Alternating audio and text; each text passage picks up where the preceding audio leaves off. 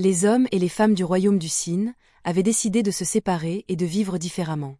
Le village, autrefois uni comme un seul et même peuple, s'était scindé en deux mondes distincts. Les hommes vivaient du côté est, près des baobabs sacrés.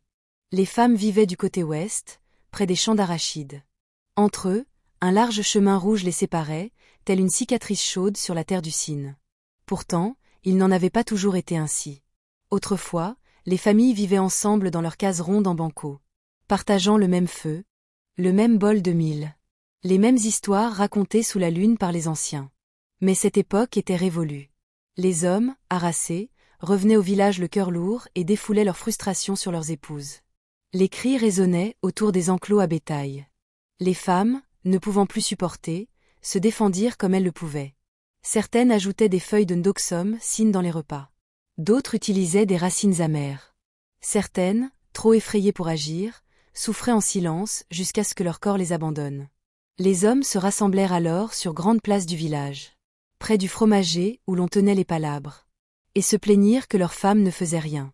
Ils disaient que les femmes étaient paresseuses, bonnes seulement à semer le trouble. Les femmes, de leur côté, racontaient une autre histoire. Elles pilaient le mil avant le chant du coq, travaillaient jusqu'à ce que leurs mains saignent, tandis qu'on les traitait comme des bêtes. Chaque jour, le roi Madassinig, Lamine Diouf s'asseyait sur son tabouret de bois sculpté devant le bois sacré de Mbinsin. Il écoutait. Une femme à l'œil gonflé. Un homme plié de douleur. Un enfant perdu entre deux parents en guerre. Le roi se lassa. Ses cheveux blanchirent comme le sel des marais du Fatik. Un matin, il prit une décision qui changerait à jamais le Sin. Le village serait divisé. D'un côté, les hommes.